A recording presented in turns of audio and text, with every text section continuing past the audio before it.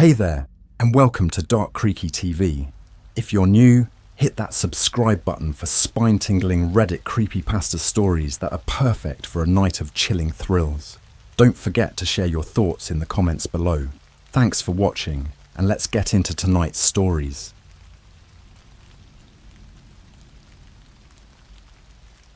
The board said we would see a sign. Now, the streetlights flicker every time we're near. So this all started about a month ago, right? My buddy Alex and I were hanging out in my room, doing what we always do, bored out of our minds, scrolling through Reddit and YouTube, trying to find something entertaining to kill the time. You know how it is, right?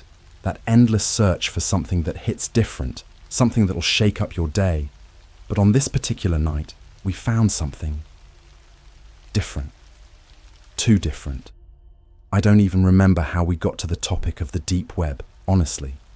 We had never actually been on it, but you hear stories, you know? Dark and creepy corners of the internet where you can find anything if you're dumb enough to go looking. Drugs, weapons, hitmen for hire, or worse, the kind of stuff you know exists, but hope you never see. That night, though, we got it in our heads that we were going to see what all the fuss was about. Just a quick peek. Nothing crazy. Alex, being the tech-savvy one, already knew how to access it. Tor browser, VPN, all that stuff. He'd played around with coding and hacking before. Nothing serious, but enough that I trusted him not to screw anything up. Besides, we weren't trying to buy anything or get in trouble. We were just curious. Harmless curiosity. Or at least, that's what I told myself. So, after some nervous laughs and dumb comments about how we were being idiots, we were in. And honestly, at first it was kind of underwhelming. Just a bunch of sketchy websites that looked like they hadn't been updated since the early 2000s, with links to illegal stuff we had no interest in touching. But after about 30 minutes of clicking around, we hit a dead end. Nothing exciting. We almost gave up. That's when Alex found this weird forum. The site didn't have a name, just a black background and a list of threads with strange titles like They're Listening, Speak to the Lost, and the one that really grabbed our attention. The board said we would see a sign. Alex chuckled nervously, like it was some dumb prank. But me? I was intrigued. I don't know, maybe it was the way the title was worded, like it was daring us to check it out. Against my better judgment, I told him to click on it. The thread was weird. The first post was short, barely a sentence. The board has spoken. Those who seek a sign will find it. Look to the lights. Below it, there were a few replies, each one more cryptic than the last. People talking about seeing things, feeling watched, weird coincidences. One guy claimed that streetlights started flickering every time he left his house. Another talked about losing time, like hours would pass in the blink of an eye. It all sounded like typical internet conspiracy stuff, but there was something about it that gave me chills. Maybe it was the casual way people describe things that shouldn't be normal, like they'd just accepted it. Alex was laughing it off, but I could tell he was a little freaked out too. Then we hit the bottom of the thread. There was a link. I don't know what made Alex click it. Maybe it was the boredom. Maybe we both wanted something to happen, something more than just sitting in a dark room scrolling the same old feeds. Either way, he clicked it before I could stop him, and that's when things got unsettling.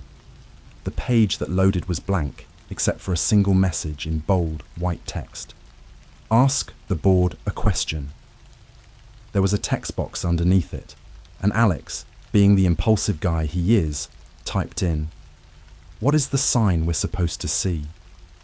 For a minute, nothing happened. We just sat there, waiting, staring at the screen. I was about to tell him it was some stupid prank and to close the window when the screen flickered. Just once. Quick enough that I thought I imagined it. But then, the message changed.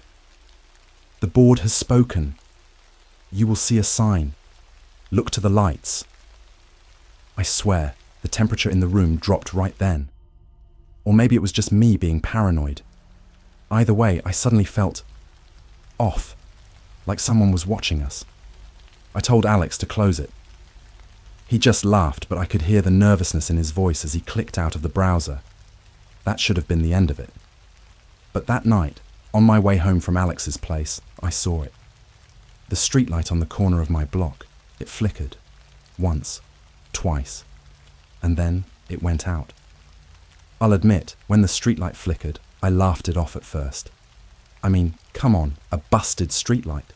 It's not exactly a horror movie. I figured it was just a coincidence, right? Those lights go out all the time. But still, that cold feeling from earlier hadn't completely gone away. I walked a little faster than usual, glancing over my shoulder, half expecting, I don't know what, but nothing happened. The light stayed off, and the rest of my walk home was uneventful. That night, though, I had trouble sleeping. Every time I closed my eyes, I saw that message in my head. Look to the lights. It kept replaying, over and over. I told myself it was nothing, that Alex and I were just messing around, that none of this meant anything. But my brain didn't seem to care. Something about it stuck with me, like a splinter in my thoughts, and I couldn't shake it. By the time I finally fell asleep, it was almost morning. The next few days were weird, and not the kind of weird you can explain to someone without sounding like you're losing it. The first time it happened again, I was walking to grab some groceries. I passed under a streetlight, and just as I looked up, it flickered. I froze, my heart suddenly pounding for no reason. I stood there, staring at it, waiting for something else to happen. Nothing did. It flickered again, then went out. I remember just standing there, staring up at this dead light, my mind racing. I tried to convince myself it was just bad wiring or maybe a power surge. But then I noticed something else. The light directly across the street, still on, still bright, flickered. Just once. Then it stayed on. It was like something was following me, jumping from one light to the next. But that's crazy, right? That's not how the world works. I grabbed my groceries and went straight home. Now, I didn't tell Alex about any of this right away because, honestly, I figured I was being paranoid. It was probably just in my head, and telling him would make it real. And I didn't want it to be real. So, I just avoided walking under streetlights at night. Simple fix, right? But here's the thing. The lights didn't just flicker at night anymore. I was sitting in my living room a few days later, watching TV, just zoning out. The sun was setting, and the soft glow from the lamps outside started seeping through the windows. That's when I noticed it. The light directly outside my house, the one I never even thought twice about, flickered 3 times, like it was signaling me. I felt my skin crawl. I didn't get up. I just sat there staring out the window, waiting for it to happen again. For what felt like forever, it didn't. But the tension, man, it was unbearable. The kind of feeling that makes the hairs on the back of your neck stand up. You know that moment when you're sure something's about to happen, and your brain's screaming at you to move, but you're frozen. Then the light across the street flickered. I jumped up so fast I knocked over my drink. It spilled all over the carpet, but I didn't even care. I slammed the curtains shut as if that would help. But here's the thing, those damn lights kept flickering through the tiny gaps in the curtains. Just faint flashes, like they were daring me to look. I didn't. I locked all the doors, turned off my phone, and paced around my house for hours. I couldn't explain it. It was just lights, but somehow they were wrong. I tried to tell myself I was overreacting. Maybe I'd been staring at screens too much, or maybe the deep web stuff was messing with my head. Whatever it was, I needed sleep. The problem was, every time I closed my eyes, I could still see it. The flashing, that rhythmic flicker, like something was out there, watching, waiting for me to notice it. That's when I knew I had to call Alex. He laughed when I told him. Of course he did. I mean, I probably sounded like a lunatic. but I made him come over that night because there was no way I was staying in that house alone. When he showed up, I could tell he wasn't totally buying my story. He figured I was just messing with him, or that maybe I'd been up too late and imagined the whole thing. But then, we both saw it. We were sitting in the living room, playing some video games to take my mind off things. I'd tried not to look outside, and I was starting to think maybe I was just being paranoid. That is, until Alex paused the game and said, Dude, did that light just flicker?" I didn't answer him. I didn't need to. We both turned to look at the window. The curtains were still drawn, but we could see the faint glow from the streetlights sneaking through the gaps. And sure enough, the light outside flickered. Then the next one. Then the one further down the street. It was like something was moving toward us. Alex wasn't laughing anymore. He stood up, pacing around the room, muttering about how it was probably just the power grid or something. But he didn't sound convinced. We decided to go outside to see if there was a logical explanation for what was happening. But when we opened the door, it was dead silent. No wind, no sounds of cars or people. Just silence. And every streetlight in view, flickering. All of them. That's when Alex turned to me, his face pale. This isn't normal, man," he whispered. We both knew something was wrong. Really wrong. Alex and I just stood there, right outside my house, under this sky that was way too quiet. The air felt thick, like something was pressing down on us. Every streetlight around us flickered at different intervals, some going completely dark, others flashing like they were barely holding on to life. I kept glancing up and down the street, expecting someone, anyone, to come outside and ask what was going on. But nobody did. Every house was dark, like we were the only ones left in the world.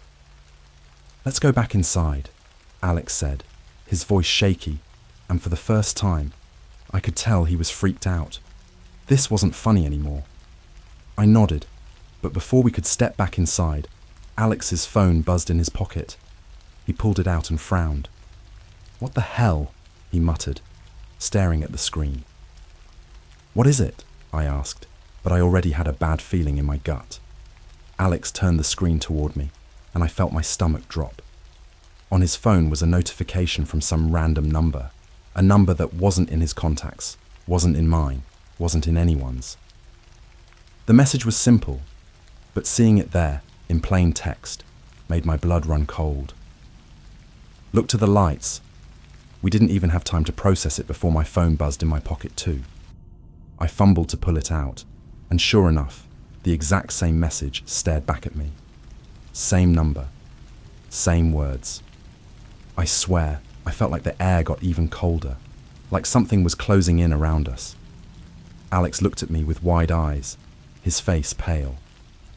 "Dude, I think we need to leave, like, right now." I didn't argue. I grabbed my keys, locked up the house, and we jumped into my car. We weren't thinking straight, just panicking. I didn't even have a plan. I just knew we had to get away from whatever this was. As I pulled out of my driveway, I glanced in the rearview mirror, and that's when I saw it. The streetlights behind us, all of them, flickering one by one. Like a wave, they blinked out as we sped down the road, chasing us. "Drive faster!" Alex yelled, gripping the dashboard like he was holding on for dear life. I slammed the gas pedal, and the car lurched forward. We didn't have a destination, but anywhere felt better than where we were. The roads were empty, eerily so, and the only light came from the flickering streetlights, their dim glow barely piercing the darkness. As we drove, the lights ahead of us started flickering too, one after another, like they were alive, like they knew we were coming. It wasn't random anymore, it was a pattern. Whatever was controlling them wasn't just reacting to us, it was guiding us. "We need to get off the main road," Alex said, his voice barely steady. He was right, but I had no idea where to go. Every turn we took, every new street, the lights kept flickering ahead of us, leading us down this twisted maze of dimly lit roads. It was like something was herding us, pushing us toward something. I finally pulled into a small park on the edge of town. thinking maybe if we were away from the streetlights, we'd be safe. We got out of the car, hearts racing, and ran into the trees, away from the roads, away from the flickering lights. For a moment, it seemed to work. The park was dark, the trees blocking out most of the light, and the only sound was the wind rustling through the leaves. We slowed down, catching our breath, and for the first time in hours, I felt like maybe we'd outrun it. But then, in the distance, I saw it. A single streetlight, barely visible through the trees, flickering, slowly, methodically, and then another, closer. It was following us. "What the hell is this?" Alex hissed, crouching down beside me behind a tree. His voice was shaking. Mine wasn't any better. "I don't know, man," I whispered back. "We need to keep moving." We darted deeper into the park, trying to put as much distance between us and the lights as possible. But no matter where we went, no matter how deep into the trees we ran, I could always see the glow of another light in the distance. Flickering, always flickering. And every time one blinked out, another would turn on, closer. The trees didn't help anymore. We were being watched, tracked, hunted by these damn lights. Then, as we reached the far end of the park, we saw something that made my blood freeze. In the center of a small clearing, surrounded by trees, was an old wooden board. It looked like it had been there forever, worn down by weather and time, almost blending into the dirt and leaves. At first, I thought it was just a part of the park, some forgotten piece of a playground or signpost. But no. Carved into the wood, barely visible in the dim light, were words. Words that made my heart stop. "The board has spoken! Look to the lights!" I stumbled back, my legs going weak. Alex didn't say anything, but I could hear his ragged breathing next to me. We both stood there, frozen, staring at the board. And that's when we heard it. A faint buzzing sound, like electricity crackling in the air. It was subtle at first, barely noticeable over the wind, but it was getting louder, closer. I turned around slowly, and my heart almost stopped. The streetlights were moving. I know how that sounds, and I swear, if I hadn't seen it with my own eyes, I wouldn't believe it either. But there they were. Slowly, almost imperceptibly, the streetlights from the park's edge were shifting, their poles bending and twisting toward us like something out of a nightmare. And the lights themselves, flickering faster now in a steady rhythm, closer, closer. "We need to go," Alex whispered, but his voice cracked. He didn't move, neither did I, because deep down, we both knew there was nowhere left to run. We stood there, paralyzed by the sight of the streetlights slowly bending toward us. They weren't just flickering anymore. They were pulsing like they had a heartbeat, each one lighting up in a rhythm that seemed almost alive. The air around us buzzed with that electrical hum, and the sound was starting to drive me crazy. It felt like it was inside my head, vibrating behind my eyes. "Alex," I whispered, barely able to form words. "What the hell is this?" But Alex didn't respond. He just stared, wide-eyed, his face pale under the pulsing light. I wanted to move, to run, but my legs wouldn't work. It was like the flickering was holding me in place, rooting me to the ground. And then, something even worse happened. Out of the darkness, more lights began to appear. They weren't streetlights, though. No, these were smaller, dimmer. At first, I thought my eyes were playing tricks on me, but then I saw them clearly. Old, rusted lanterns, hanging from thin metal poles that seemed to grow out of the ground itself. Each one flickered like the streetlights, but their light was different, weaker, almost sickly. And they were moving too, swarming in from every direction. Alex finally broke out of his trance and grabbed my arm. "We need to go," he gasped, yanking me backward.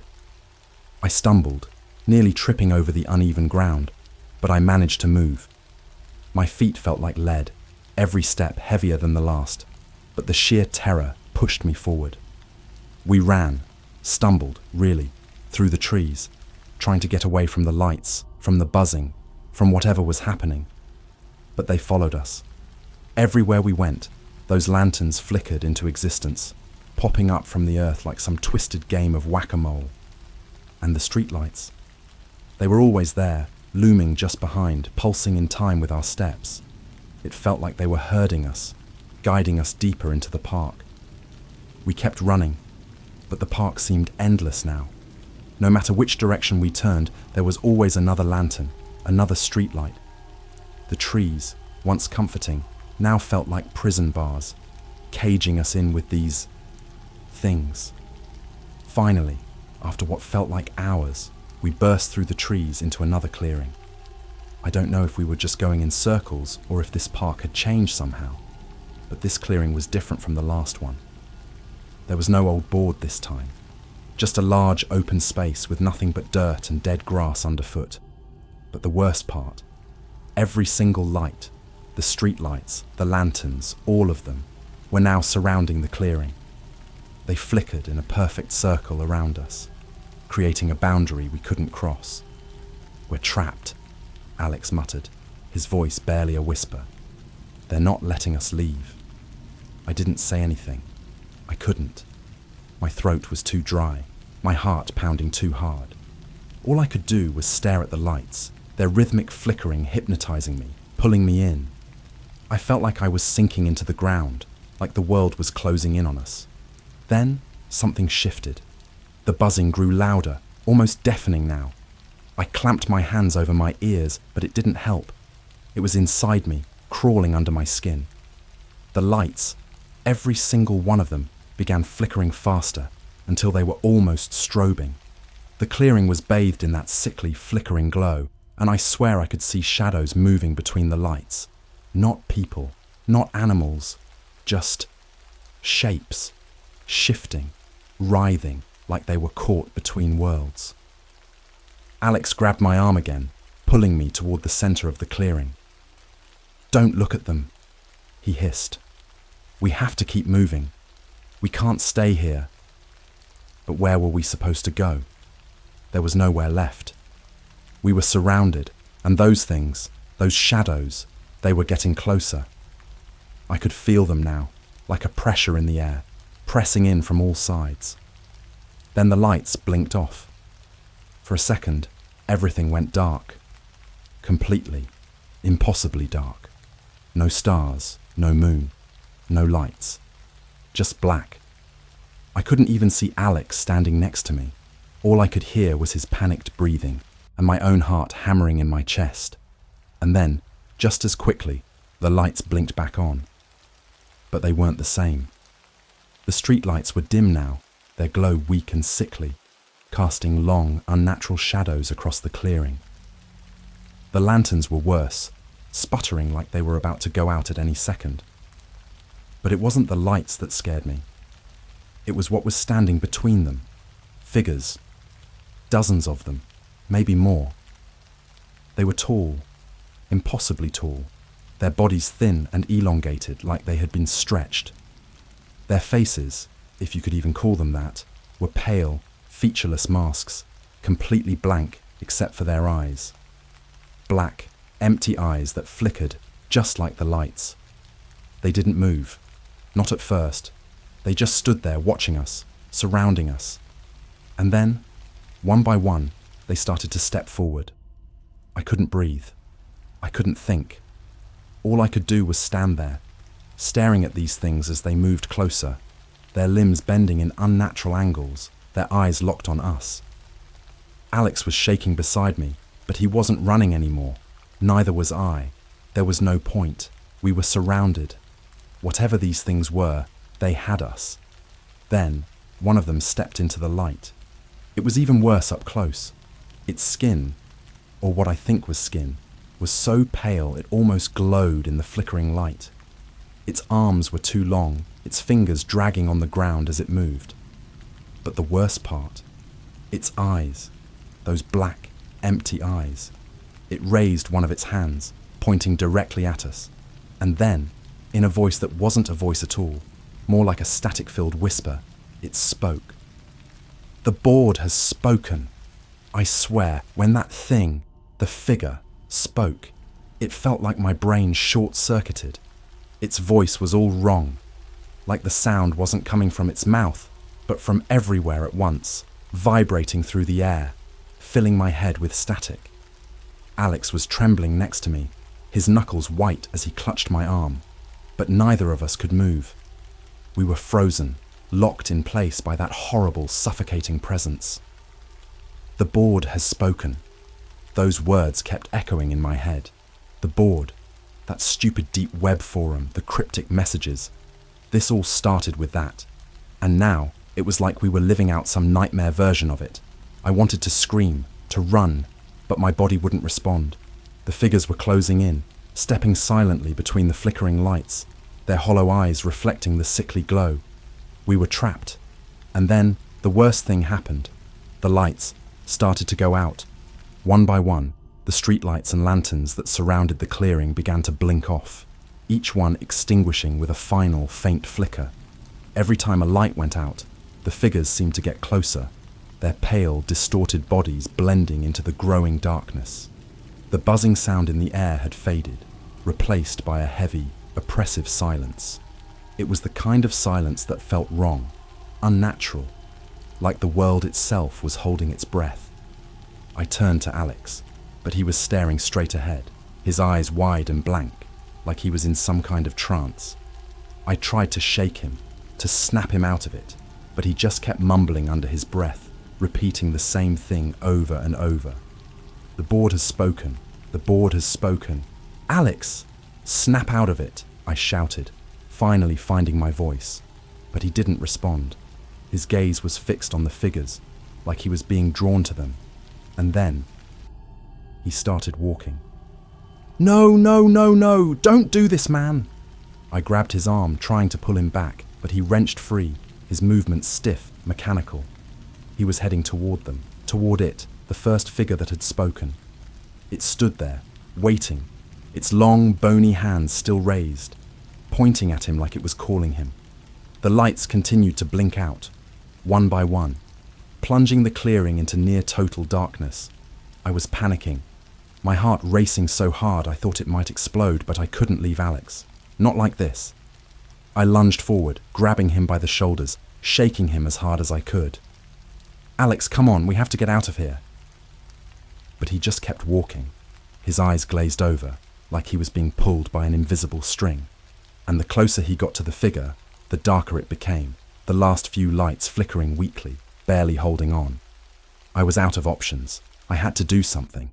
With a desperate yell, I tackled Alex to the ground.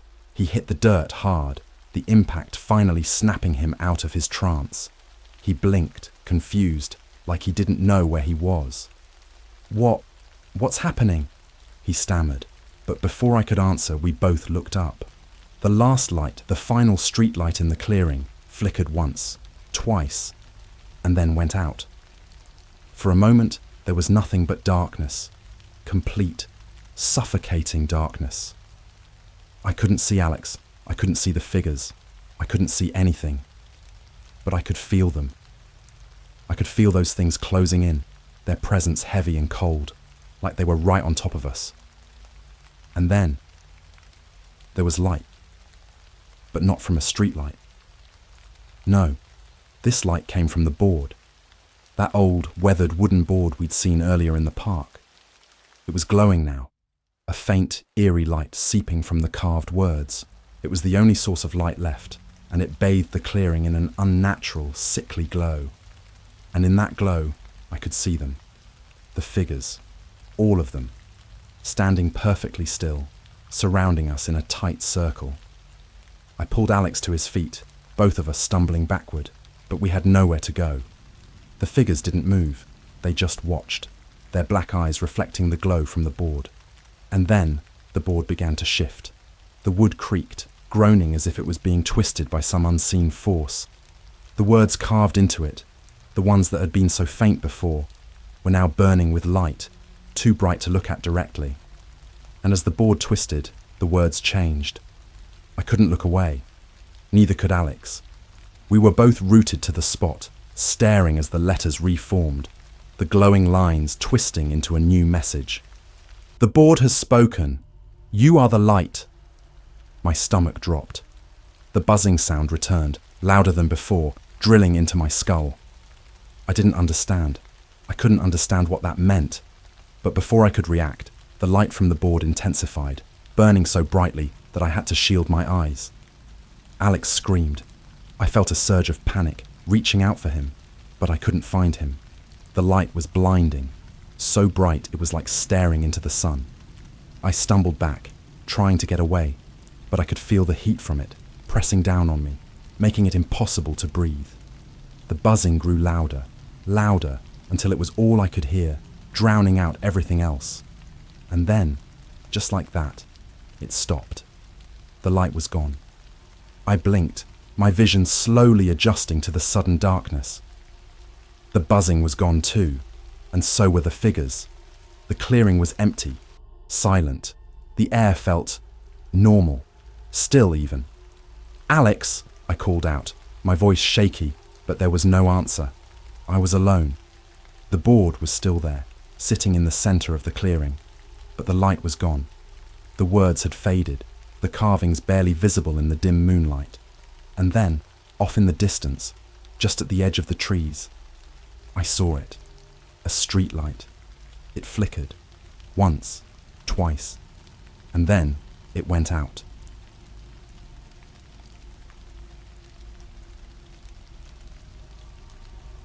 We asked the Ouija board to show us the future. It didn't want to, and now I know why. So let me start by saying that I'm not the kind of person who buys into weird paranormal stuff. Ghosts? Nope. Cursed objects? Nah. I used to think it was all just made up to get clicks on YouTube or scare kids at sleepovers. But what happened a few months ago completely shattered that idea for me.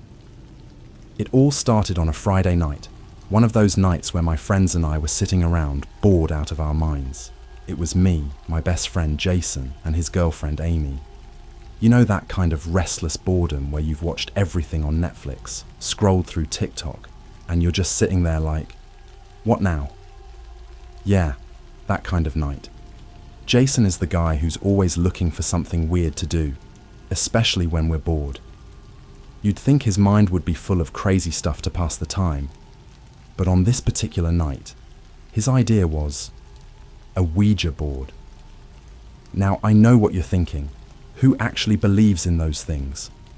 Well, apparently Amy does, because as soon as Jason brought it up, she was all in. She even had one at her house, buried in a closet from when she and her friends tried it out years ago. She said it never worked, which I took to mean it was just a dusty piece of cardboard with letters on it. No big deal, right? So, being the bored idiots we were, we hopped in Jason's car, drove to Amy's place, and grabbed the Ouija board. By the time we got back to my place, it was around 11 p.m, and the vibe was just right. My house was dark and quiet, the kind of quiet where you can hear every little creak in the floorboards. We set up the Ouija board on my living room table, lit a couple of candles for effect. Yeah, we were being those people, and sat down in a circle. Jason was, of course, the one to take charge. "All right," he said, his voice all mock serious like we were summoning the spirits of ancient kings or something. "Let's see if this thing actually works." We all placed our fingers on the planchette, that little triangular thing that slides around the board. Amy, being the most serious about the whole thing, started with the usual. "Is there anyone here who wants to talk to us?" We waited. At first, nothing. Just dead silence, aside from the soft hum of the fridge in the background. I looked at Jason, half expecting him to crack a joke, but he was oddly focused. I was about to make some sarcastic comment when the planchette started to move. Now look, I thought Jason was just messing with us. I mean, how could you not? But the thing was, it wasn't just moving a little. It was gliding smoothly, like someone was actually guiding it. None of us were pressing down hard enough to make it move like that. My heart started pounding, and I could tell by the look on Amy's face that she wasn't faking it either. She looked genuinely spooked. It slowly spelled out HELLO. Jason raised an eyebrow. All right, funny guy. Who's doing it? But the weird thing was, none of us claimed responsibility. We all just kind of shrugged it off, figuring it was some subconscious thing. You know, where your brain kind of makes your hands move without you realizing it. But that was just the beginning. Amy leaned forward, clearly rattled but trying to keep calm. Who are we speaking with? The planchette moved again. This time it spelled out a name, SAM. Jason scoffed. Sam, huh? Is that you, Sam? What's up, buddy? Are you haunting us or something? He was grinning like an idiot, but Amy and I exchanged a glance. The mood had shifted. It wasn't fun anymore. It felt wrong. But like I said, we were bored and stupid, so we kept going. We asked a few more generic questions. How old are you? Are you here with us right now?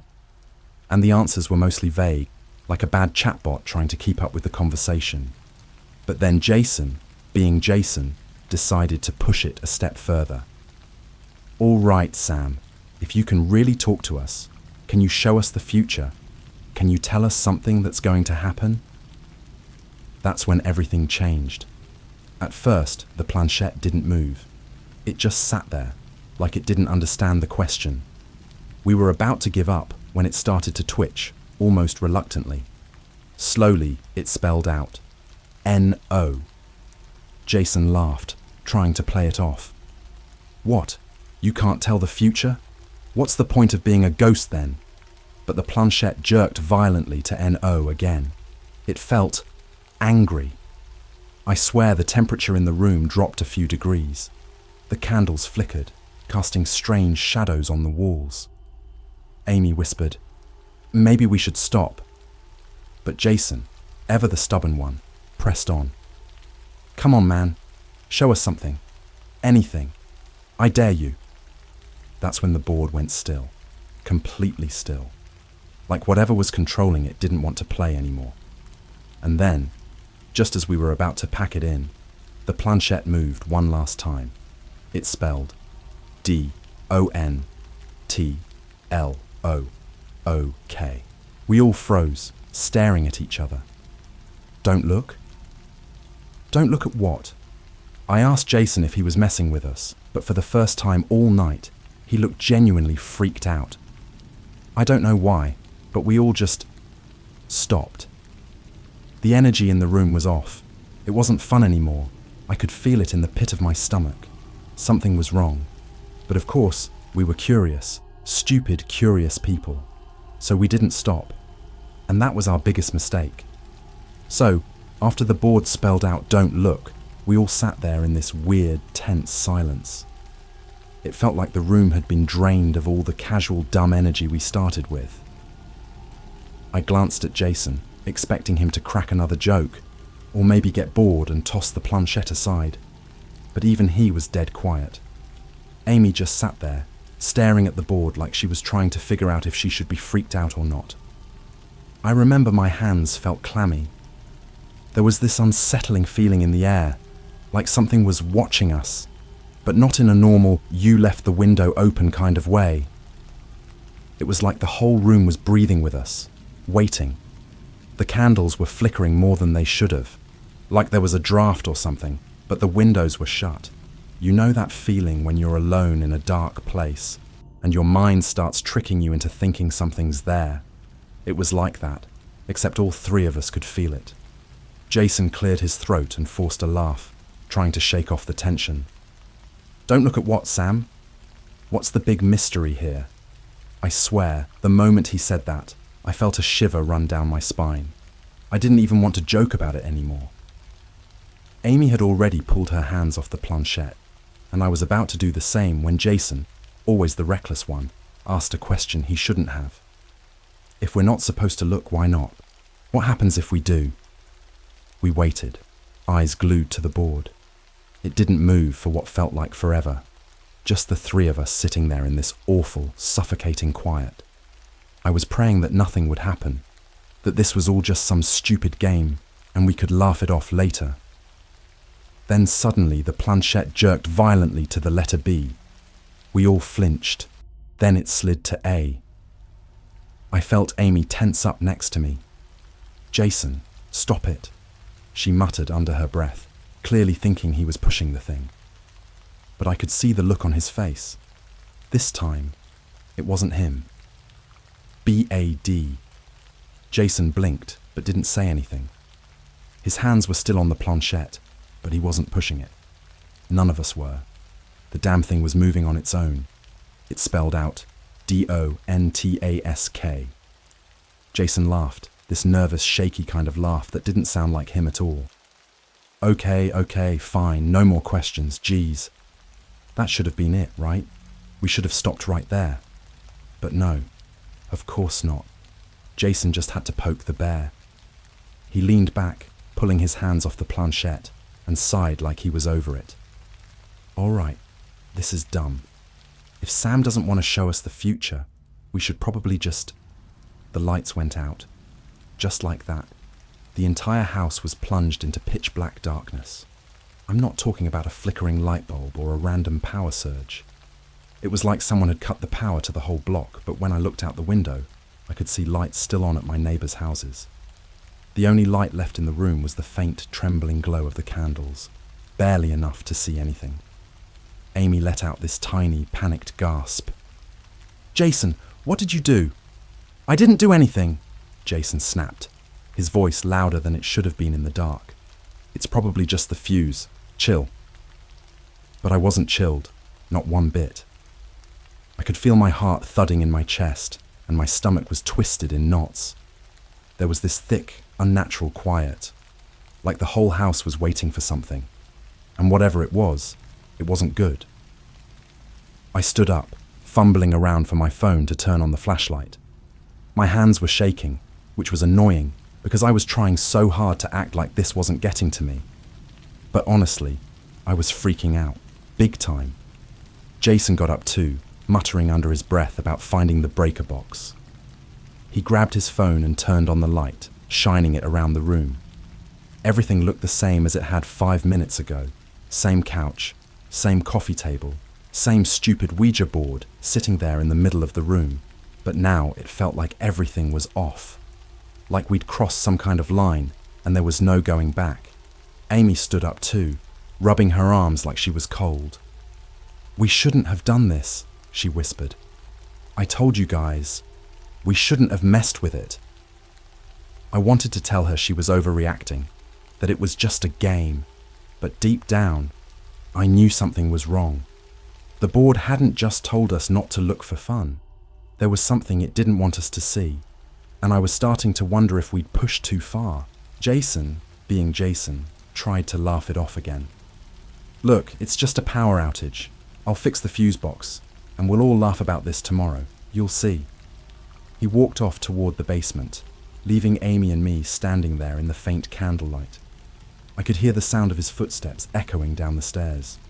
Each step felt too loud, too sharp, in the silence. A minute passed, then 2. There was a soft click, like Jason flipping the breaker switches, but the lights didn't come back on. Amy and I waited, eyes locked on the doorway to the basement, expecting him to come back any second with some dumb excuse for why the power wasn't working. But he didn't. "Jason," I called out, my voice sounding way too small in the dark. Nothing. Not a sound. Amy gripped my arm, her nails digging in. "We need to go check on him," she whispered, but I could hear the fear in her voice. Neither of us wanted to go down there, into the dark, into whatever felt like it was waiting for us. But we couldn't just leave him down there, right? I mean, he was probably just messing with us. That's what I kept telling myself. So I grabbed the one candle that was still burning and headed toward the basement stairs, with Amy practically glued to my side. The closer we got to the door, the more my gut was screaming at me to turn back, to forget the whole thing. But it was Jason. I couldn't just leave him down there, no matter how freaked out I was. We reached the top of the stairs, and the basement was pitch black. I could barely see a foot in front of me, even with the candle. "Jason!" I called again, my voice shaking. Still nothing. Amy squeezed my arm tighter. Please, let's just leave. I don't care about him being mad. This isn't right. I was about to agree with her when from somewhere down below, we heard a noise. It was a quiet, slow, scratching sound. It was coming from the basement. And it wasn't Jason. That scratching sound from the basement. It was slow, deliberate, like someone was dragging their nails across the concrete floor, taking their time. Amy and I froze at the top of the stairs, the candle flickering in my hand, casting shadows that danced unnaturally across the walls. I was gripping the candle so hard my knuckles had gone white. Jason, I called out again, my voice trembling more than I wanted it to.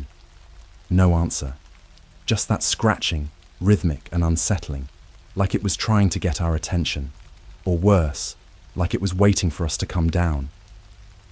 Amy tugged at my sleeve. Please, let's just leave. Something's wrong. I can feel it. And she was right. I could feel it too.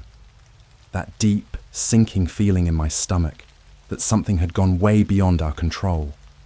I wanted to be brave, wanted to act like I wasn't terrified out of my mind, but my instincts were screaming at me to get out of the house.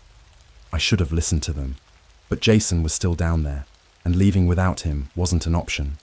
At least, that's what I told myself. Stay here, I whispered to Amy, my voice barely above a breath. Her eyes widened in disbelief. No way, I'm not staying up here by myself. I swallowed hard, nodding. She was right. We had to stick together. So, we took a step down the basement stairs, the candlelight barely illuminating the steps below us. The air was colder down there, thick and stale, like the room hadn't been opened in years. It smelled damp, but there was something else in the air too, a metallic, almost coppery scent that I couldn't place at first. We moved slowly, every creak of the wooden stairs making my heart race faster. That scratching noise continued steady and relentless, but the closer we got, the less human it sounded. It wasn't nails on concrete, it was something worse, the kind of sound that digs into your brain and refuses to leave. I whispered, Jason, if this is some kind of prank, it's not funny anymore. But deep down, I knew it wasn't a prank. Jason wouldn't drag it out this long. When we finally reached the bottom of the stairs, we could barely see 2 feet in front of us. The basement was massive, cold concrete walls stretching into the shadows. I shined the candlelight around, but it wasn't strong enough to pierce the darkness. We could only see what was directly in front of us. And that's when I saw something out of the corner of my eye. Movement, just a quick flicker, like something darted between the shadows. I turned the candle in that direction, but there was nothing there. Just empty space. Amy's grip on my arm tightened. We need to get out of here, she whispered, her voice shaky. I wanted to agree, but something kept me rooted in place. Maybe it was stubbornness. Maybe it was fear. But I just stood there, staring into the dark, waiting for something. The scratching stopped. I held my breath, straining my ears for any sign of Jason. Jason, where are you, man? My voice came out barely louder than a whisper, and I hated how scared I sounded. Then, from the far corner of the basement, a soft, broken voice echoed through the darkness. I'm here. But that voice, it wasn't right. It sounded like Jason, but it was off, like someone was trying to mimic him. The pitch was too low, too forced, like the words were struggling to come out. Amy and I exchanged a terrified glance. What the hell? I muttered under my breath. I'm here, the voice said again, closer this time. But there were no footsteps, no sound of movement, just the voice, as if it was coming from all around us. I held up the candle, the tiny flame flickering dangerously low now. Jason, I called again, my voice shaking. If that's you, say something else. Silence. Heavy, oppressive silence. Then, suddenly, the scratching started again, but this time it was different. Faster, louder, like something was rushing toward us from the dark. Amy screamed, and I nearly dropped the candle as we both scrambled backward. nearly tripping over each other in our panic. The scratching grew louder and louder, filling the entire basement with this horrible, scraping sound that made my skin crawl. I couldn't tell where it was coming from anymore. It felt like it was everywhere, surrounding us. I spun around, pointing the candle in every direction, desperately searching for any sign of Jason, of whatever was making that awful noise. But the shadows swallowed everything. The basement seemed to stretch on forever, like the darkness had become a living thing, pressing in on us from all sides. And then, from behind us, right at the foot of the stairs, we heard a slow, deliberate knock. 1, 2, 3. Amy let out this terrified gasp, grabbing my arm so hard it hurt. We turned around together, the candle shaking in my hand. There, standing at the bottom of the stairs, was Jason, or at least, something that looked like Jason. He was just standing there, his face half hidden in the darkness, the faint candlelight flickering over his pale skin. His eyes were wide, unblinking, and his mouth was twisted into this horrible, unnatural grin. I knew something was wrong the second I saw him. There was something off about the way he was standing, too still, too stiff, like he was a puppet being held up by invisible strings. "Jason," I whispered, my voice barely audible over the sound of my own heartbeat. He didn't answer. He just kept smiling, that same horrible grin stretching wider and wider across his face until it looked like his skin was about to tear. And then, in that same broken voice, he whispered, "I'm here." I took a step back, instinctively pulling Amy with me. My mind was racing, trying to make sense of what I was seeing, but there was no explanation that made any sense. This wasn't Jason. It couldn't be. "Let's go," I said under my breath, gripping Amy's arm tighter. "Now." But as we turned to run back up the stairs, that awful scratching noise erupted again, louder than ever. It was right behind us, so close I could feel it vibrating through the floor. We bolted up the stairs, practically tripping over each other as we scrambled for the door. I didn't even look back. I couldn't. I was too scared of what I might see. We burst into the living room, slamming the basement door shut behind us. My heart was pounding so hard, I thought it might burst out of my chest. Amy was shaking, tears streaming down her face, but neither of us could say anything. We just stood there, staring at the door, waiting for something to come through. But nothing did. We backed away slowly, not daring to take our eyes off the basement door. The house was dead silent now, not even the sound of the fridge humming in the background. It felt like the whole world had gone still. And then, from the other side of the door, we heard Jason's voice again, clear as day. "I'm here." But it wasn't him. We stood there, frozen, staring at the basement door like it might burst open any second. My mind was racing, trying to figure out what the hell just happened. Jason was down there, or at least something that looked like Jason, but everything in my body was screaming at me that it wasn't him. Not anymore. Amy was sobbing quietly, her back pressed against the far wall. I wanted to comfort her, tell her everything was going to be okay, but I couldn't. I couldn't lie because deep down, I knew things were far from okay. I wasn't even sure if we were safe in my own house anymore. I took a deep breath, trying to calm my nerves, and pulled out my phone. Of course, there was no signal. Just a red bar with a little no service icon glaring at me like it knew exactly how screwed we were. I didn't even bother trying to call 911. We were cut off, alone, and whatever was pretending to be Jason was still down there. Amy's voice was shaky when she finally spoke. What do we do? We can't stay here." I knew she was right. Every instinct I had was telling me to get out of the house and run as far away as possible, but I couldn't shake the thought of Jason. I kept replaying his voice in my head, how it didn't sound right. It was like someone had taken his voice and twisted it into something hollow and lifeless. I glanced at the basement door again. The silence behind it was suffocating, like the house was holding its breath, waiting for us to make the next move. "We need to leave," I said quietly, trying to keep my voice steady for Amy's sake. Now. But the second those words left my mouth, we heard it.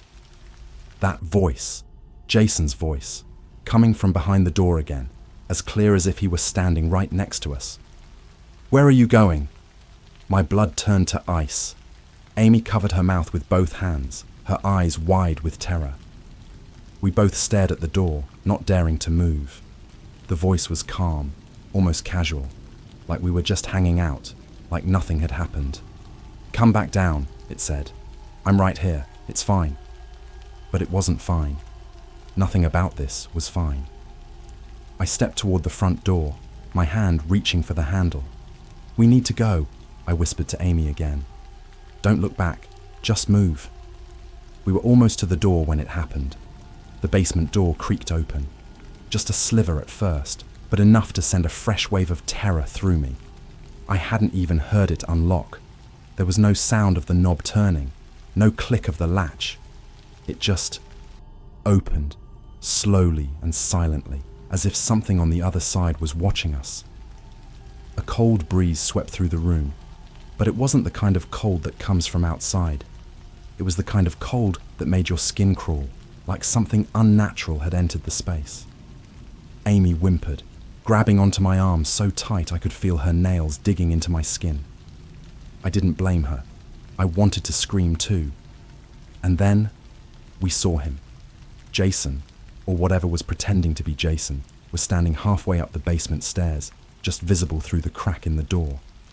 The light from the hallway barely touched him, but I could see enough to know it wasn't right.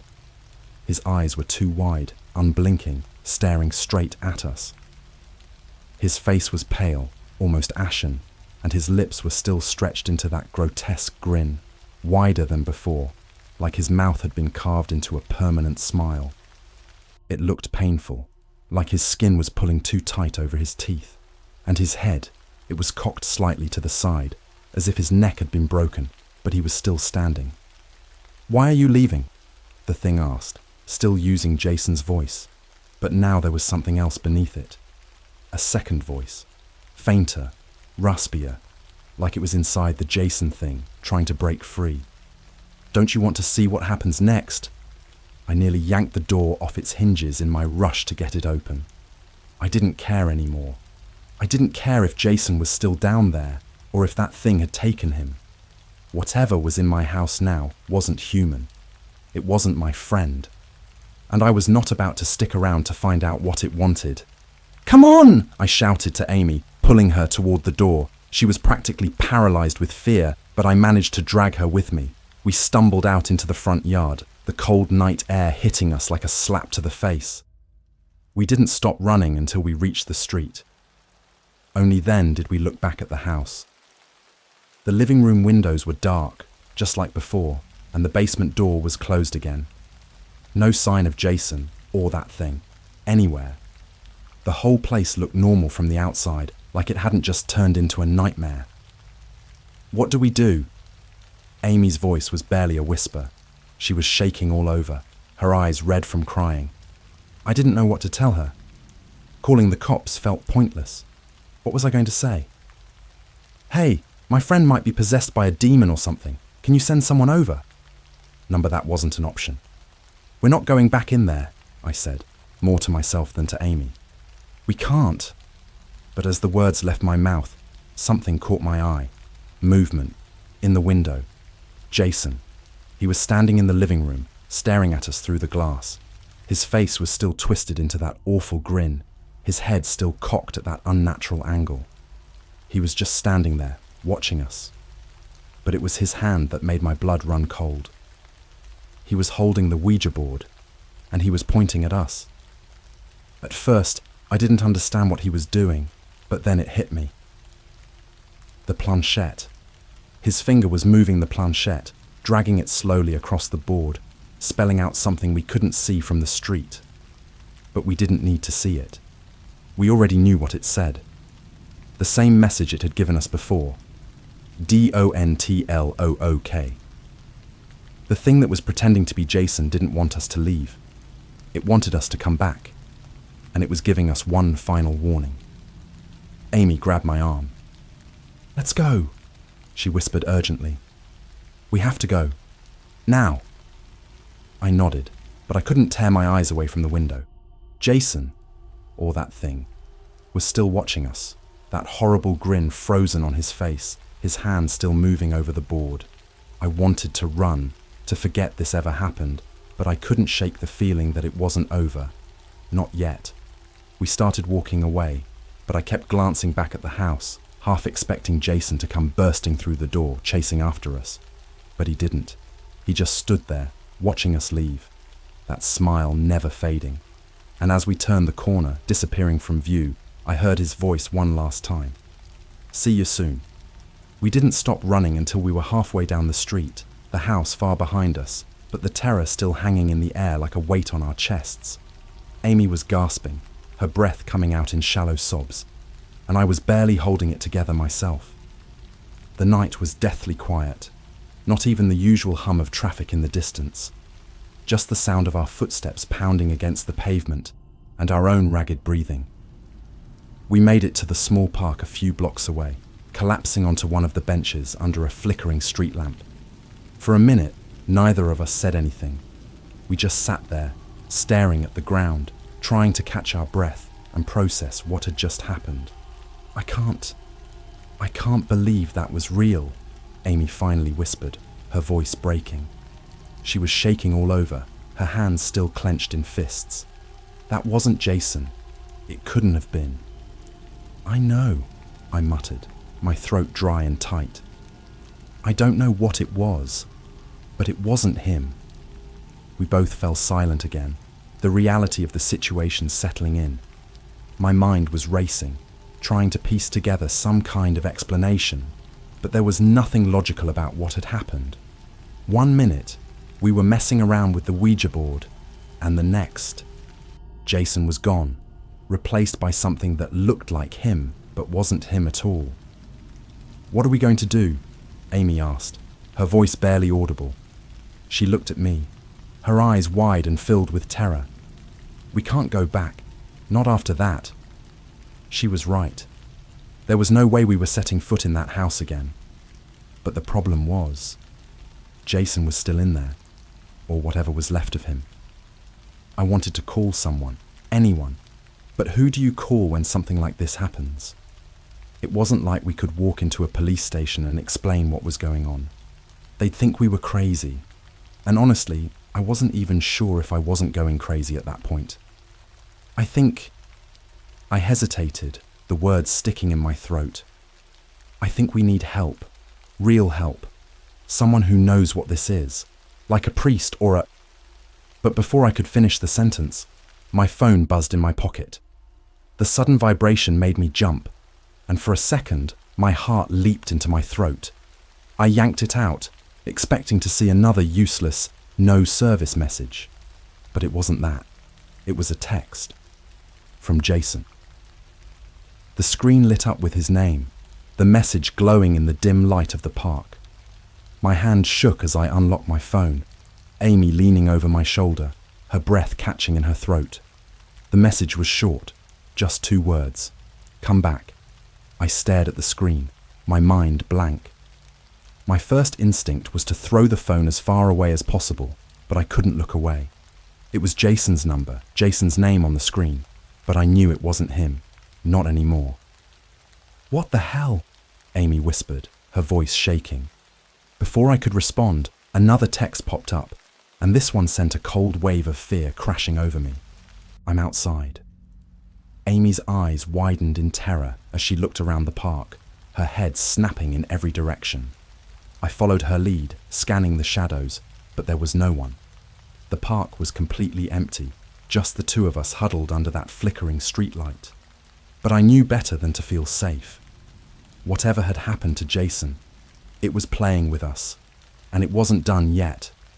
I shot to my feet, pulling Amy up with me. We need to get out of here, I muttered, shoving my phone into my pocket. We need to go somewhere with people. But the second we started walking, the streetlight above us flickered once, then went out completely, plunging us into total darkness. Amy screamed, clutching my arm, and I spun around, trying to see through the shadows. My heart was pounding so hard, I thought it might explode. Every instinct I had was screaming at me to run, but my legs felt like lead. And then I saw him. Jason. Or the thing that looked like Jason. He was standing under the next streetlight, just at the edge of the park, his face still twisted into that awful grin, his head still cocked at that broken angle. The light flickered weakly, casting eerie shadows over his face. But his eyes were locked on us, wide and empty, like a doll's eyes. Dead. Amy gasped, her grip on my arm tightening. Number no.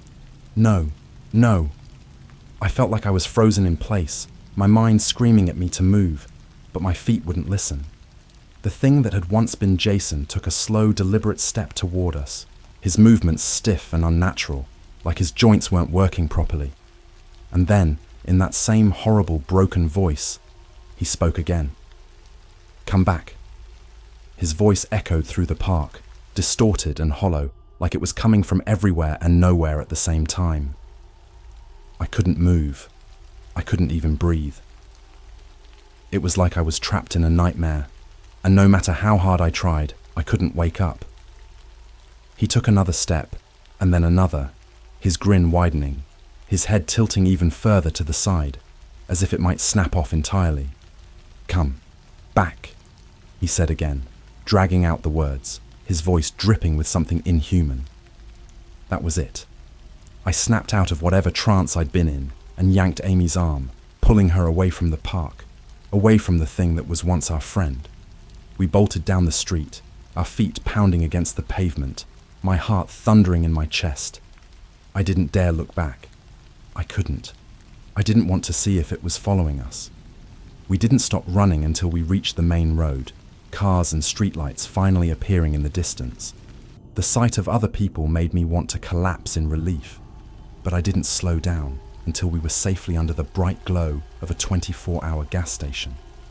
Amy was gasping for air, tears streaming down her face, but I was too shaken to speak. I just stared at the ground, trying to make sense of what had happened, but I knew, deep down, that nothing would ever make sense of this. Jason was gone, and whatever had taken his place wasn't going to stop. As we sat there, catching our breath under the bright fluorescent lights, my phone buzzed again. I didn't want to look at it. I didn't want to see what it had to say, but I couldn't help myself. I pulled it out and glanced at the screen. Another text. This time, just one word. Soon. I dropped the phone, my hands shaking. I didn't know what to do. I didn't know how to stop it. But one thing was clear. It wasn't over. Not yet.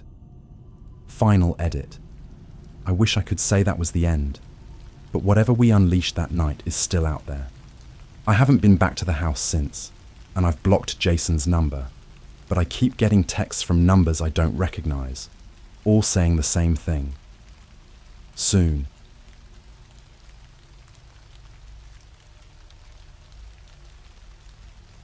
The Ouija board said, he's here. Now we're trying to figure out who. Alright, I know how this is going to sound, but bear with me. It's not like I'm someone who believes in ghosts or any of that. I'm a pretty normal guy, 24, work a boring 9 to 5, live in a small apartment with my roommate Dan. We've been friends since college, you know, the kind of friendship where you're so comfortable around each other that you don't really take anything seriously. We laugh at stupid stuff, argue over dumb things like who left the lights on, and pretty much live like frat boys, even though we've been out of school for years. So, when I tell you that what happened wasn't just some hallucination or sleep-deprived delusion, I mean it. This started with something so harmless, so stupid, that I almost laugh when I think about how it got us here. But that laughter dies real quick when I remember what's been going on in our apartment for the last few days. It started last Saturday night. Dan and I had invited over a couple of friends, Amy and Tyler. We were just chilling, drinking a few beers. And for some reason, Tyler brings up the deep web. Yeah, that deep web. We all know the stories. Sketchy stuff, illegal marketplaces, hackers. Basically the kind of stuff you hear about but never really get close to. Tyler's that one guy who's always been obsessed with the weirdest corners of the internet. He's the one with conspiracy theories, horror stories, you name it. Anyway, we're sitting there, and Tyler mentions how he's been browsing the deep web out of boredom. He says he came across this digital Ouija board.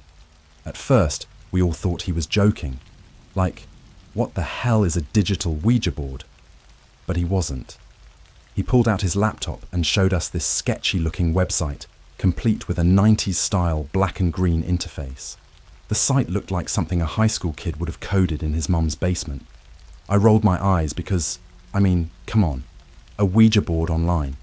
Tyler was all in though. He dared us to try it. I should have said no. We all should have. But we were a few beers deep, the mood was light, and none of us believed in that stuff. Plus, it was almost midnight. Perfect time for something creepy, right? Looking back, I wish we had just kept playing Mario Kart or something. But no, we clicked the link. The screen loaded, showing a classic Ouija board layout. You know the one. Alphabets spread across the middle, numbers at the bottom, and the yes and no in the corners. Instead of a physical planchette, you moved the mouse and the cursor would slide over the letters. Tyler was hyping it up, saying that there were stories online of people talking to spirits through this thing. Amy was a little freaked out, but she went along with it anyway. Dan, being Dan, was grinning like an idiot, ready to make a joke out of the whole thing. So, we started.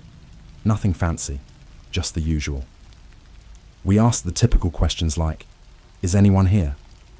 The cursor didn't move at first, and we laughed it off. Tyler egged us on, telling us to really focus.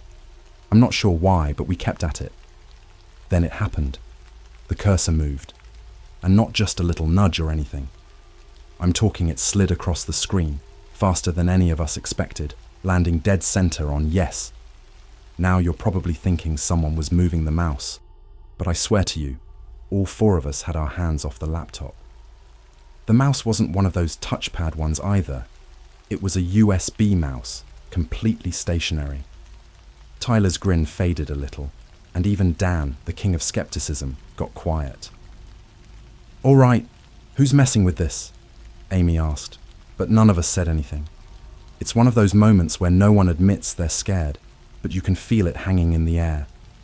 We should have stopped right there, but like idiots, we didn't. "Who are we talking to?" Dan asked, leaning closer to the screen. The cursor hesitated, then started moving again, this time slower. It slid to H. I laughed nervously, trying to shake off the tension. H? What kind of name is H? But it didn't stop there. The cursor kept moving, spelling out a word that sent a chill down my spine, even though I tried to act like I wasn't fazed. H-E-S, it spelled, pausing before finishing the last word. H-E-R-E. Dan chuckled, but it was a forced sound. Nice, real original. Who's here? We waited, staring at the screen like a bunch of morons, half expecting the mouse to stay still. But it didn't. It moved again, slowly, almost deliberately, stopping at one final word. Run. That was it. No more movement, no follow-up. Just run. We all sat there in silence for a minute, not really sure how to react. Tyler finally broke the tension, laughing like it was no big deal, but even he looked uneasy. All right, guess that's our cue to stop messing with this thing, huh? We closed the laptop, had a few more drinks to shake off the weirdness, and called it a night. But as I went to bed that night, something gnawed at me. Something about that last word. Run. Run from what? Or from who? I know, it sounds stupid now, but that was before the knocking started. That was before he showed up. I woke up to knocking at 3 a.m. And I know what you're thinking. Who even notices the time like that? But when you get woken up in the middle of the night by something weird, the first thing you do is check your phone. And sure enough, the time glowed back at me. 3 o'clock on the dot.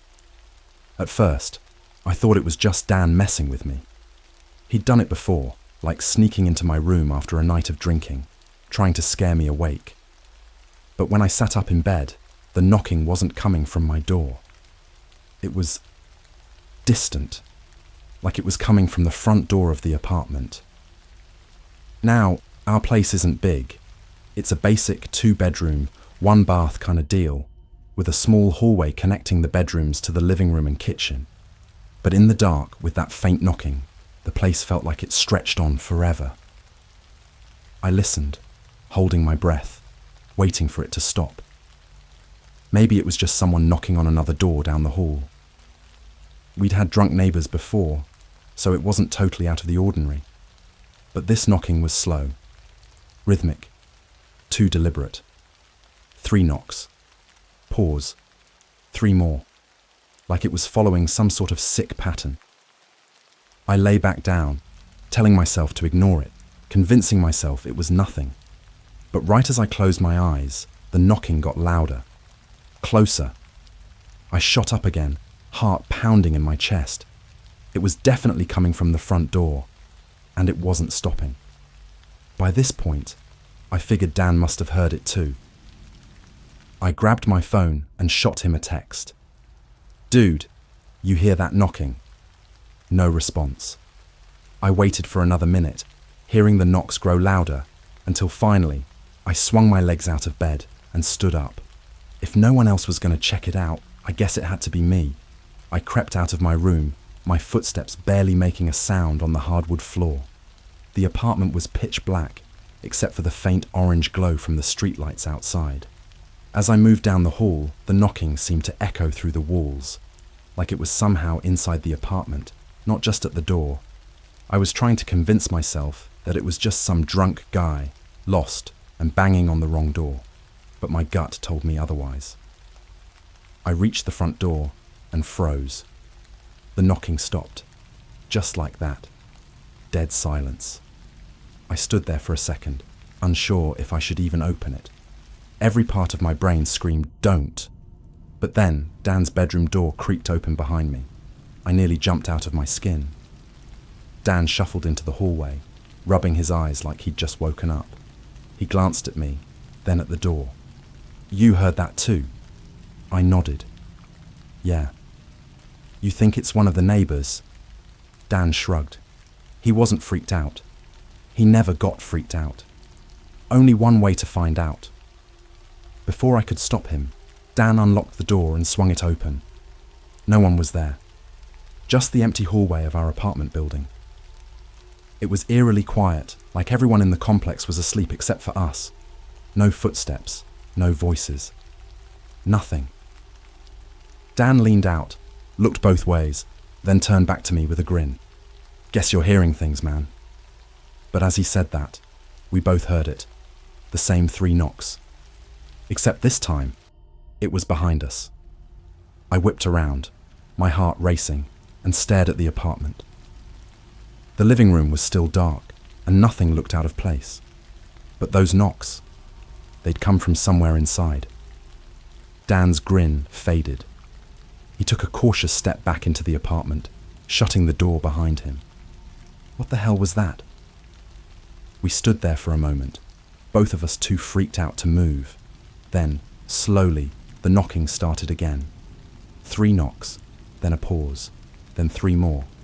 And this time, it was coming from my bedroom.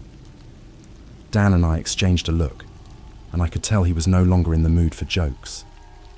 We were both thinking the same thing. There was no way someone was in my room. We'd both been in bed. We'd both heard the knocking from outside. But there it was, clear as day, coming from behind my closed bedroom door. I don't know what came over me, but I grabbed the nearest thing I could find, some random lamp sitting on the hallway table, and I started walking back toward my room. Dan was right behind me, still acting tough, but I could tell by the way his breathing had changed that he wasn't as calm as he was trying to seem. I reached the door and put my hand on the doorknob. My heart was in my throat, but I had to open it. I had to know. I flung the door open, lamp raised like I was going to bash someone over the head. But there was no one in the room. It was empty. Just my unmade bed and the pile of clothes I'd thrown on the floor that morning. The window was shut. The closet door was open. Nothing was out of place. Except for one thing. Sitting in the middle of my bed, right on top of my pillow, was my laptop. The screen was on, the glow cutting through the darkness like a spotlight. And on the screen, as if it had never closed in the first place, was that same creepy-ass Ouija board from earlier. Except this time, the cursor wasn't moving by itself. The planchette was stuck on one word, dead center on the board. Run! I backed up, my stomach twisting. Dan stepped into the room and stared at the screen, then looked back at me. Dude, what the hell is going on? I didn't have an answer. My mind was racing, trying to make sense of it. We'd closed that stupid website. We'd shut the laptop hours ago. How was it back on? And that's when the knocking started again. This time, though, it wasn't coming from the walls. It wasn't coming from the door. It was coming from underneath my bed. I froze. Dan's face went pale, and he backed out of the room. He muttered something under his breath, but I wasn't listening. I couldn't move. I couldn't breathe. The knocks, 3 slow, deliberate taps, came from directly under my bed frame, and then a voice, quiet, raspy, but unmistakable. He's here. I didn't move. I couldn't. You ever get so scared that your body just shuts down? That was me. My brain was screaming at me to bolt out of there, to grab Dan and get the hell out of the apartment, but my legs felt like they were stuck to the floor. I was frozen in place, staring at the dark gap under my bed where the knocking and the voice had come from. He's here. I heard it as clear as anything, like someone was right there, whispering from the shadows. The kind of whisper that makes your skin crawl because you know it's not coming from something normal. Dan, who had been Mr. Tough Guy this whole time, wasn't looking so tough anymore. His face had gone pale, and his eyes were wide. He was gripping the door frame like it was the only thing keeping him from collapsing. Man, we need to get out of here, he muttered, finally breaking the silence. His voice was shaking. I had never seen Dan scared like this. Not once. And if he was scared, I knew this was bad. Really bad. I nodded, finally finding my voice. Yeah, let's go. But just as I took a step toward the door, something happened that made every hair on my body stand up. The bed creaked. Not like one of those settling noises either. This was a weight shifting, like someone was underneath. I backed up so fast I nearly tripped over myself, slamming into Dan. He grabbed my arm, pulling me out of the room. We need to call someone. The cops. Someone. We stumbled into the hallway, hearts pounding in sync. I slammed my bedroom door shut like it would somehow keep whatever was under there inside. I could still feel my skin crawling, like something was watching us even with the door closed. Dan was already grabbing his phone, hands shaking as he scrolled through his contacts. I don't even know who he was trying to call at this point, but before he could dial anyone, the lights in the hallway flickered. They went out for a split second, plunging us into complete darkness before buzzing back on again, dimmer than before. We both looked around, waiting for something, anything, to happen. And then the knocking started again. Only this time, it wasn't coming from one place. It was everywhere, from the walls, from the floor, from the ceiling.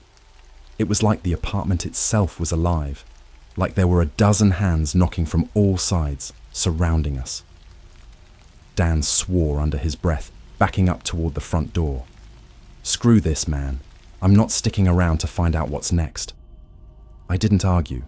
I was right there with him, moving toward the door as the knocks grew louder, more frantic. It sounded like whoever, or whatever it was, wanted in. My hand reached the deadbolt, and I fumbled with it, trying to unlock it as fast as I could. But before I could turn the lock, everything stopped. The knocking, the flickering lights, the eerie, oppressive atmosphere. It all just stopped. The apartment was dead silent again, like we'd imagined the whole thing, like nothing had happened at all. Dan and I stood there, frozen in place, waiting for the next shoe to drop. I could hear my heart pounding in my ears, but other than that, silence. No knocking, No whispers. Just nothing. Dan exhaled slowly, lowering his phone. Okay, man. Maybe we're just freaking out. I mean, it's been a weird night, but maybe... Then the smell hit us. It was faint at first, like something burning, not like food or candles, more like burnt hair or plastic. The kind of smell that makes your throat tighten up and your eyes water. I looked at Dan, and I could tell by the look on his face that he smelled it too. It was coming from down the hall, from my room. Before either of us could say anything, the lights flickered again. This time, they didn't come back on. The apartment plunged into darkness, the only light coming from the faint streetlights outside the windows. Dan's phone buzzed in his hand, the screen lighting up. He looked down at it, frowning. Dude, I didn't dial anyone yet. He held the phone up, showing me the screen. It was a text message from an unknown number. Let me in. That was all it said. Just 3 words. I swallowed, feeling my stomach drop. Is this some kind of joke? Dan didn't answer. He was too busy staring at the screen as another text came through. He's here. Dan's face went white. He didn't even wait for me to react before he bolted for the front door. I followed right behind him, both of us fumbling with the lock in the dark, trying to get out. But as soon as Dan grabbed the knob, he stopped. I slammed into his back, and for a second I thought he was frozen with fear again. But then I saw why. There was a shadow standing in the doorway, tall, too tall to be human.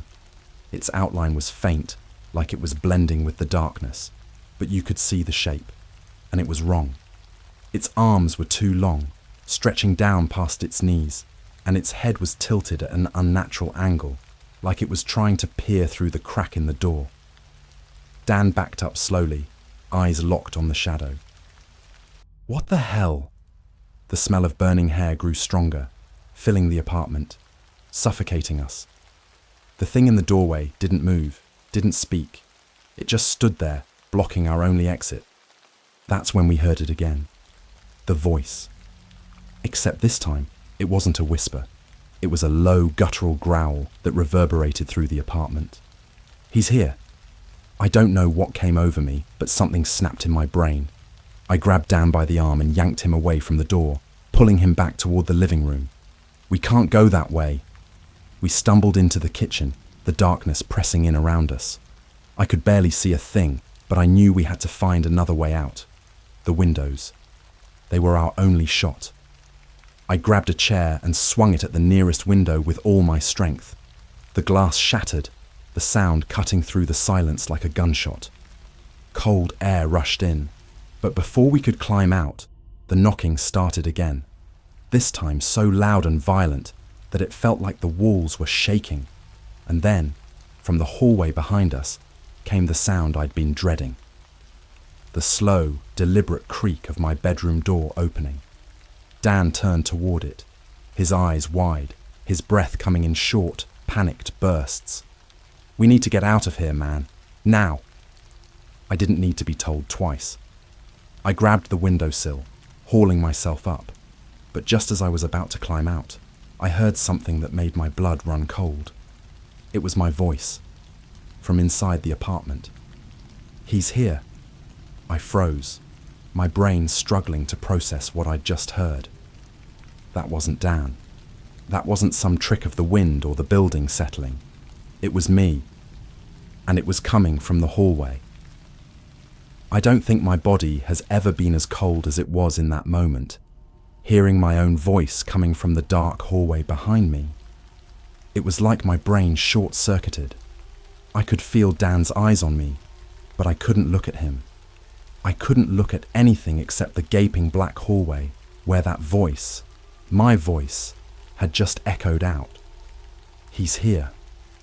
I wanted to say something, anything, but my mouth wouldn't work. It was like the air had been sucked out of the room, leaving me frozen in place. Every instinct I had was telling me to move, to jump out that window, to get as far away from whatever was in this apartment as I could. But I couldn't shake that sick feeling in my gut, the one that told me whatever was in here wasn't something you could just run from. Dan didn't wait. He was already halfway through the window, his breath coming in ragged gasps. "Come on, man," he hissed, his voice barely above a whisper. "We gotta go." But just as I reached for the windowsill again, the lights in the apartment flickered, just for a split second, and then everything went black. I stumbled, catching myself on the frame of the window, my heartbeat roaring in my ears. For a few seconds, the silence was so thick, I thought I'd gone deaf. Then, from somewhere deep inside the apartment, I heard the sound that made my heart drop into my stomach. Footsteps. Slow, heavy footsteps coming from my bedroom. They weren't rushed, like someone running at us. No, these were deliberate, calculated, like whoever, or whatever, was walking toward us had all the time in the world. Dan had heard it too. I could see his silhouette frozen in the window, halfway between climbing out and staying put. "What the hell is that?" he whispered, but I could hear the panic in his voice. I didn't answer. I couldn't. The footsteps grew louder, closer, and with each thud against the floor, I felt more and more like a caged animal. It was moving toward us, slowly, too slowly, like it wanted us to feel every second of it. Then, from behind me, that voice again. My voice. But this time, it was louder, closer. "He's here." I whipped around, expecting to see... Well, I don't know what I expected, but there was nothing there. Just the dark hallway stretching out behind me, the faint outlines of the apartment barely visible in the dim light from the street outside. And then, for the first time, I noticed something else. The hallway mirror. It was an old, full-length mirror, the kind you hang on the back of a door. We'd picked it up from a thrift store a couple months ago, never really giving it much thought. It hung at the end of the hallway, opposite my bedroom, catching the light from the living room whenever the sun hit it just right. But now, in the faint glow from the broken window, I could see something in the reflection. It was me. I mean, of course, I saw my reflection. But it wasn't just standing there like normal. The reflection wasn't copying my movements. It was just standing there, watching. Its head tilted slightly to the side, like it was waiting for something. I blinked, trying to process what I was seeing. I raised my hand to wipe the sweat from my forehead, but my reflection didn't move. It just stared back at me with this blank, almost curious expression. I felt a wave of nausea hit me, and my mouth went dry. "Dan," I whispered, my eyes glued to the mirror. "Look." Dan turned, squinting through the darkness. He saw the reflection too, and I could hear the sharp intake of breath as he processed it. "What the hell?" The footsteps were closer now, almost at the end of the hallway, but I couldn't tear my eyes away from the mirror. I felt like if I looked away, something terrible would happen. My reflection didn't blink, didn't breathe. It just watched me. And then, without warning, it smiled. Not a normal smile either. This was slow, too slow, like it was learning how to smile for the first time. The corners of its mouth stretched unnaturally wide, showing teeth that were just a little too sharp, a little too white. "Dan, we need to go," I whispered, taking a step back. My reflection still didn't move. It just kept smiling. Dan didn't need to be told twice. He scrambled the rest of the way out of the window, pulling me with him. I almost slipped on the broken glass, cutting my hand as I hauled myself through, but I didn't care. We needed to be out of there. Now. We hit the ground hard, the cold air stinging our skin as we ran across the parking lot, away from the building. I didn't look back. I couldn't. Not until we were at least a block away, standing under the harsh glow of a streetlight. Dan doubled over, hands on his knees, gasping for breath. I was shaking, adrenaline pumping through my veins like fire. My hand throbbed where I'd cut it, but the pain barely registered. I kept glancing back at the apartment, half expecting to see something or someone standing at the window, watching us. But there was nothing, just the empty, dark windows of our building. What? What the hell was that? Dan finally gasped, wiping the sweat from his face. He was shaking too, his tough guy persona completely shattered. What the hell did we just see? I didn't have an answer. My mind was racing, replaying everything that had just happened. The knocking, the footsteps, the voice, my reflection, and that smile. I couldn't shake it. The way it had looked at me, like it knew something I didn't, like it was waiting for something. I looked down at my phone, which was still clutched in my hand. I hadn't even realized I'd grabbed it when we'd run out of the apartment. The screen was cracked, but still working. A notification blinked at the top of the screen. A new text. From an unknown number. My stomach twisted as I opened it, the words burning into my brain. I'm not done yet. Dan saw it too. He shook his head, his face pale. We need to go to the cops, man. We can't go back in there. I nodded, but I wasn't really listening. My brain was stuck on that last text. Not done yet. What the hell did that mean? Then, as I stood there, staring at my phone, I saw my reflection. Not in the screen. In the streetlight puddle in front of me, reflecting off the puddle of water from a recent rain. There I was again, smiling. But this time, the reflection waved at me. And the last thing I heard before everything went dark was my own voice, whispering from somewhere I couldn't see. He's here. I don't remember blacking out. 1 minute, I was staring down at that puddle, watching my own reflection smile and wave back at me. And the next, everything was spinning.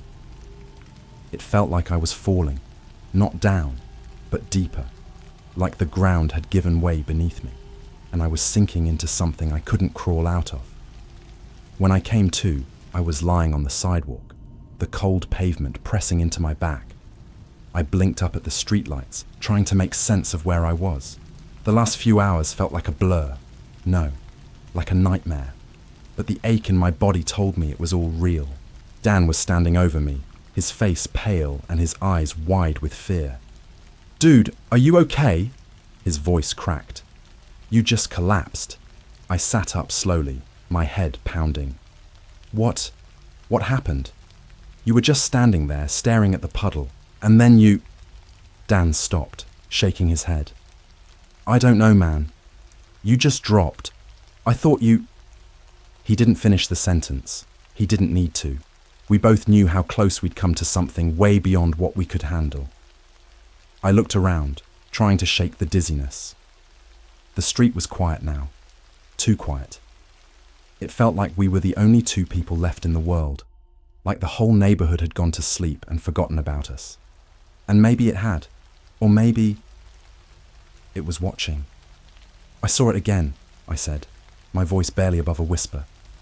"My reflection, it waved at me." Dan's face paled even more, if that was possible. "You're kidding, right?"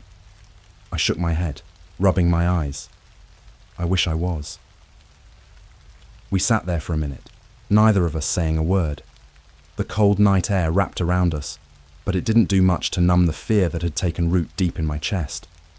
I kept glancing over my shoulder, expecting to see something standing there. Some shadowy figure lurking in the distance, watching us, waiting, but there was nothing. Just empty streets and quiet buildings. Dan finally broke the silence. "We need to figure out what the hell is going on, man. This can't just be random. There's got to be something we missed." I nodded, even though I wasn't sure I wanted to know the answer. But I knew Dan was right. We couldn't run from this. Not anymore. "Let's start with the Ouija board," Dan suggested, pulling out his phone. "I'll try to look up that website again. Maybe there's something we didn't see before. Some kind of clue." The idea of going back to that site made my stomach turn, but I didn't have a better plan. So I nodded, and Dan started scrolling through his phone, searching for the same sketchy link Tyler had shown us earlier. It didn't take long for Dan to find it. He tapped the screen, and just like that, we were staring at that same old-school interface. Black background, green text, the same creepy Ouija board staring back at us.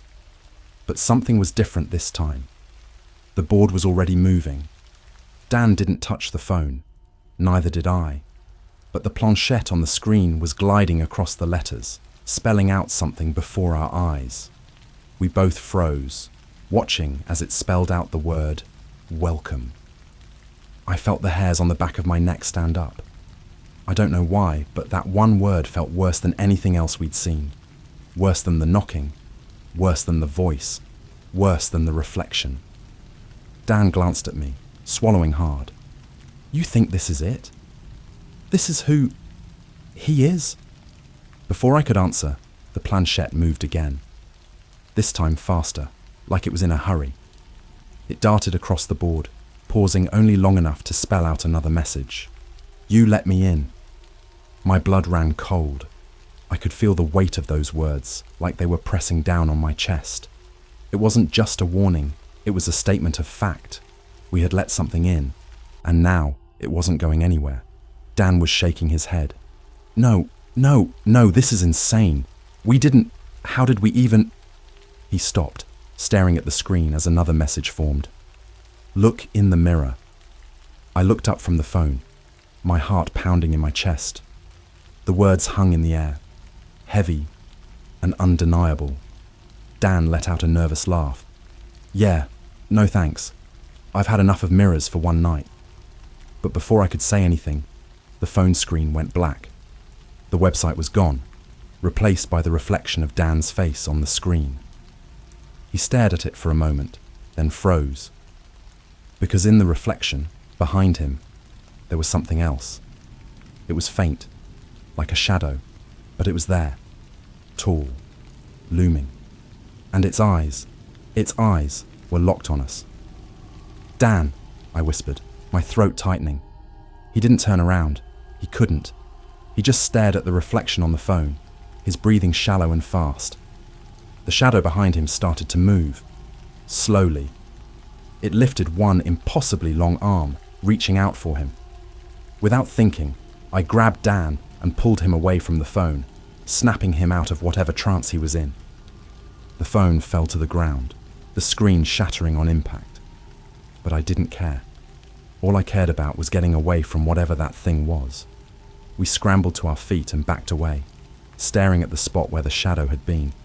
But it was gone, just like that. The street was quiet again, but now I knew better. We both did. Do you think it's gone? Dan whispered, his voice trembling. I shook my head. It's not gone. And I was right. We walked home in silence, too scared to talk about what we'd just seen, too terrified to look at each other. When we got back to the apartment, the door was already open. Not broken, not forced, just open, like it had been waiting for us to come back. I didn't want to go inside, but there was nowhere else to go. Dan walked in first, his hands shaking. I followed, my breath catching in my throat. The apartment felt different now, like something had crawled into the walls and made itself at home. Every corner seemed darker, every shadow a little too deep. And then I saw it. The mirror at the end of the hallway. The one that had shown me my reflection. The wrong reflection. There was something in it again. I didn't need to get closer to see it. I already knew what it was. It was standing there, in the reflection, just like before. Tall, long arms, tilted head. It wasn't moving, just watching. But this time, there was no smile, no wave, just a cold, empty stare. And I knew, deep down, that it wasn't just a reflection anymore. It was something else, something real, and it wasn't trapped in the mirror. It was already here. The Ouija board had been right from the start. He's here. And now he's never leaving.